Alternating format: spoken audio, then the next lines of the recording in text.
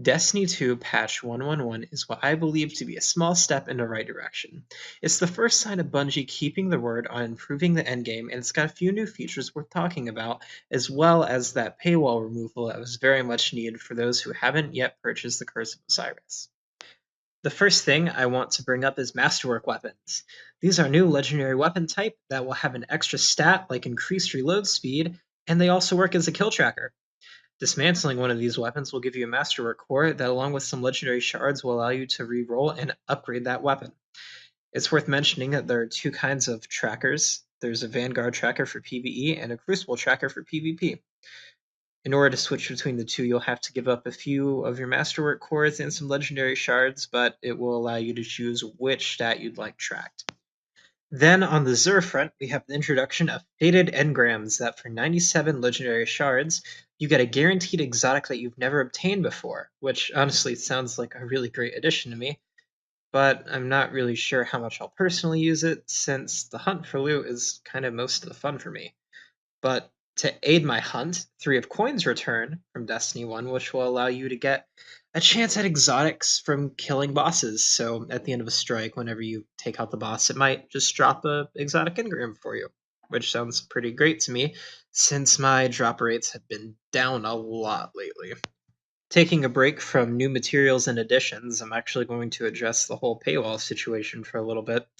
So when Curse of Osiris dropped, a paywall was instituted where Prestige Raid was moved up to 330, I believe, which effectively locked out vanilla players from accessing it.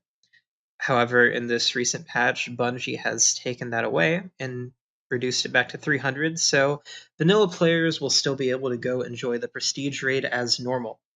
Trials of the Nine, ooh, I got slipped up for a second. Trials of the Nine will remain available to everyone unless it's a Curse of Osiris map that week, in which case it will be, of course, available only to those with the expansion.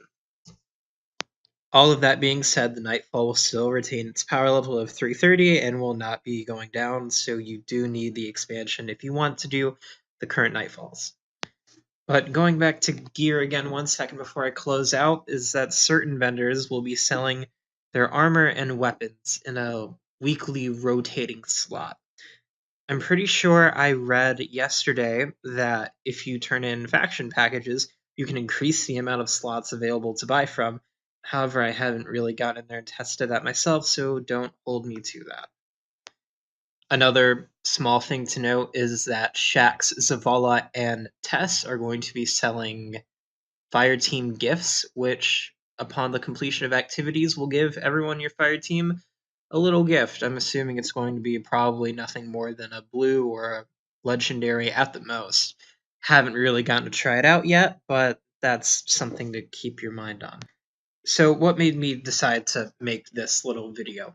Well, normally, I only really post streams and stuff like that, but I really felt like I needed to make something like this because I am one of those people who complain a lot about how Bungie has mishandled Destiny 2, and that's only grown recently with how I felt like Curse of Osiris was very underwhelming. So when I saw these patch notes, I honestly felt like it was a step in the right direction, and I wanted to give them even the tiniest bit of praise that I could for making an effort to fix the endgame. As a hardcore player, I feel like they're starting to maybe get back to where I wanted the game to be to begin with.